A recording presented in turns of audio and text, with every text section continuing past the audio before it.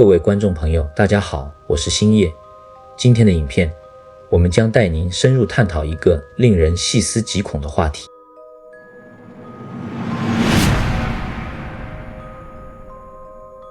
你是不是有时候会有一种感觉，觉得每天早上醒来，这个世界变得越来越不真实，就像是隔着一层雾在看东西？或者更直白地说，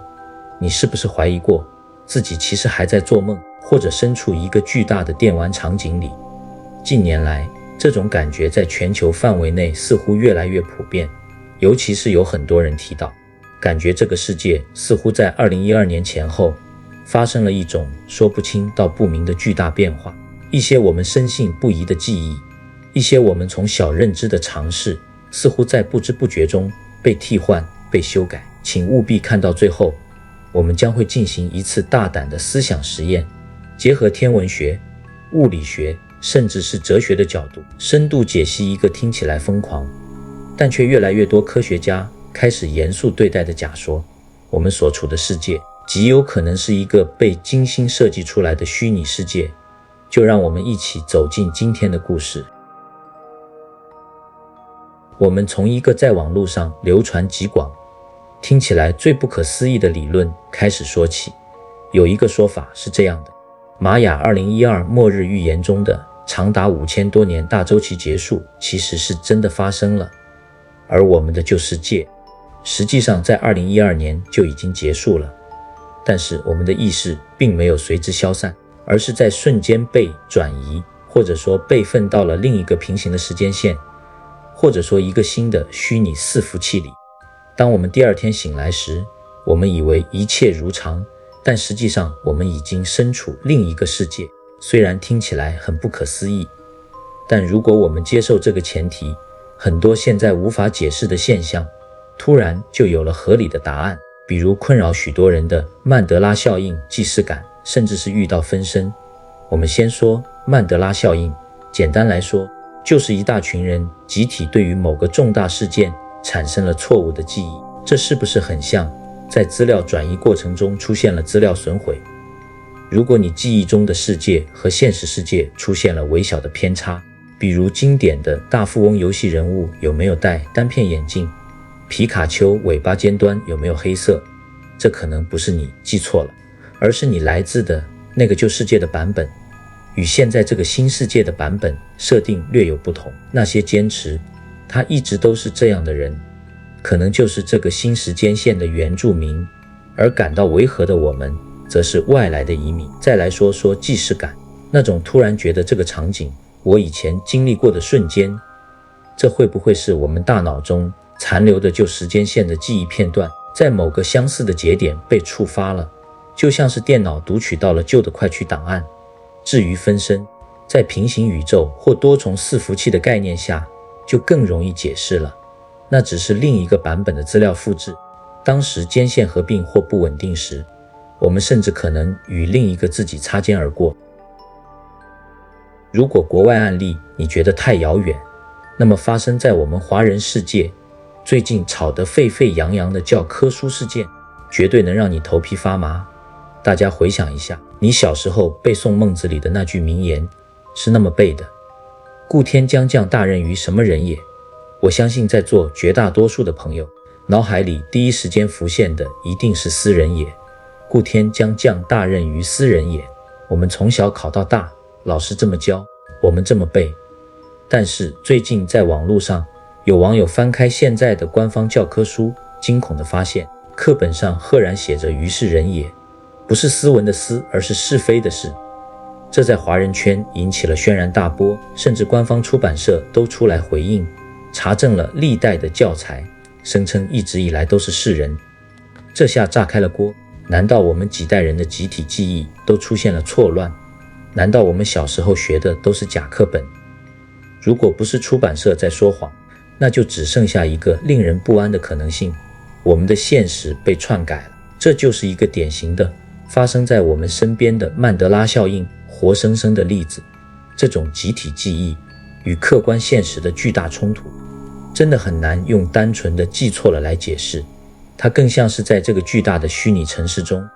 系统管理员进行了一次版本更新，修改了一行程式码，把思改成了是，但却忘了清除我们这些老玩家脑中的快取记忆。这种细思极恐的细节差异，正是许多人开始觉醒，怀疑我们所处的世界真实性。接下来，我们现在把目光从都市传说转向严肃的硬科学。事实上，最支持虚拟世界假说的证据，恰恰来自于最前沿的物理学——量子力学。在宏观世界里，一张桌子就是一张桌子，不管你看没看它，它都在那里。但在微观的量子世界里，事情变得非常诡异。最著名的就是双缝实验所揭示的，比粒子，比如电子或光子，在没有被观察的时候，它似乎没有固定的位置，而是以一种几率波的形式存在。同时在许多地方，只有当我们去观察或测量它的那一瞬间，它才会坍缩成一个确定的实体。这听起来是不是很常见？各位游戏玩家们，这不就是现代 3D 游戏中常用的是锥剔除或即时渲染技术吗？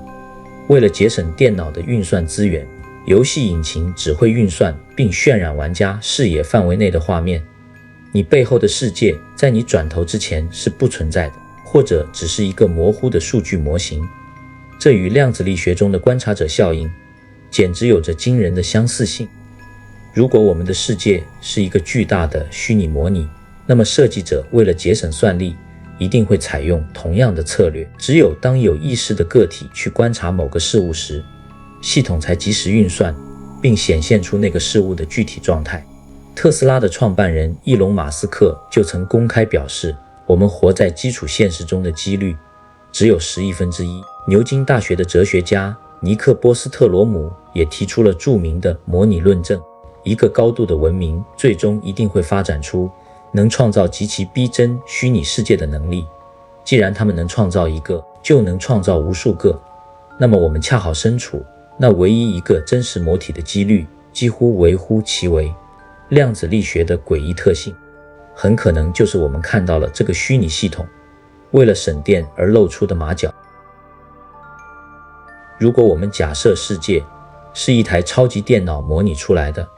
那么这台电脑的效能再强大，也一定会有硬体上的极限。而我们物理学中所发现的那些不可打破的宇宙常数，很可能就是这些硬体限制的体现。首先，让我们来看看最著名的光速限制。爱因斯坦告诉我们，光速是宇宙中资讯传递的最快速度，任何有质量的物体都无法达到光速。为什么？在真实世界里，这是一个无法解释的公理，但如果在虚拟世界里，这就非常好理解了。光速就是这台超级电脑的处理器时脉，或者最大运算速度。系统中的资讯传递不可能超过处理器的运算极限。其次是时空的连续性问题。我们直觉上认为时间和空间是连续不断的，但物理学告诉我们，在极小的尺度下，时空很可能不是连续的。存在一个最小的长度单位叫普朗克长度，和一个最小的时间单位叫普朗克时间。小于这个尺度，我们现有的物理定律就会失效。那这意味着什么？就是这意味着我们的宇宙是有解析度的。普朗克长度就是我们这个宇宙的像素点，而普朗克时间就是宇宙刷新率的真数。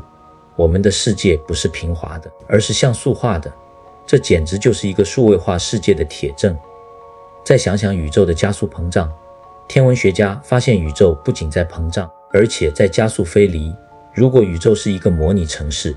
这或许意味着伺服器正在不断地增加硬碟储存空间，或者正在动态生成更多的地图区域，以应对城市内部的发展需求。这些物理学上的硬指标，怎么看都像是一个作业系统的参数设定。我们再换一个完全不同的角度，来看看人类文明本身。自从人类有意识以来，无论在世界的哪个角落，无论文明之间有没有交流，我们几乎都诞生了宗教信仰。所有的人类文明都在问同样的问题：我们从哪里来？是谁创造了我们？几乎所有的神话都指向一个更高层次的造物主或神明创造了人类。如果我们仅仅是自然演化的产物，为什么我们的基因里会深深写入这种寻找上一层级的本能？在虚拟世界假说的框架下，这一切似乎又说得通了。宗教或许就是我们对系统管理员或开发者的一种本能感知。那些神话传说中的神机，会不会是拥有更高权限的管理员在系统中使用了我们无法理解的指令代码？那些先知觉醒者会不会是意外接触到了系统底层资讯，或者被开发者选中，向我们这些普通 NPC 透露一些关于世界真相的线索？也许人类对宗教的追寻并不是迷信，而是被设计者故意留在我们意识深处的一个后门程式，或者是一个隐藏的彩蛋。它是一个提示，告诉我们别太沉迷于这个游戏，你们的世界之外还有一个更真实的世界。这种对造物主的集体潜意识，可能正是我们身处被创造世界的最佳心理学证据。到了最后，我们分析了时空错乱的现象、集体记忆的冲突、量子力学的诡异、宇宙物理的限制，甚至是人类信仰的本源。所有的线索似乎都指向同一个令人不安的结论：我们极大几率生活在一个超级复杂的虚拟模拟中。然而，接受这个观点可能会让人产生深深的虚无感。如果我们经历的一切，我们的爱、我们的痛苦、我们的奋斗，都只是一串串流动的程式码，那么活着还有什么意义呢？但请大家换个角度思考，即使这是一个虚拟世界，但你在这里感受到的喜怒哀乐是真实的，你建立的人际关系是真实的，你的思考和体验是真实的。就像你在玩一款制作精良的游戏，虽然你知道它是游戏，但你在这段旅程中获得的感动和成长，对你来说却是无比真实的。发现自己身处虚拟世界，并不意味着我们要放弃生活，相反，这或许是一种最大的解放。如果现实是可以被编程的，如果意识才是根本，那么我们也许比想象中拥有更大的力量去改变这个现实。我们不再是无助的受害者，而是这个巨大游戏中的玩家。最重要的不是这个世界是真是假，而是你选择如何去玩好这场游戏。你决定赋予这段体验什么样的意义。你是选择继续沉睡，还是选择觉醒，用全新的眼光看待这个世界？选择权永远在你手里。如果你喜欢今天的故事，也对我们是否活在虚拟世界有自己的观察及想法，又或者你认为这些时空意象其实是人类意识觉醒的契机，欢迎在下方留言，分享你的观点与亲身经历，我们很期待听到你的故事。最后，别忘了订阅我们的频道，并开启小铃铛，才不会错过我们为您揭露更多不为人知的科学与真相。我是星夜，我们下期再见。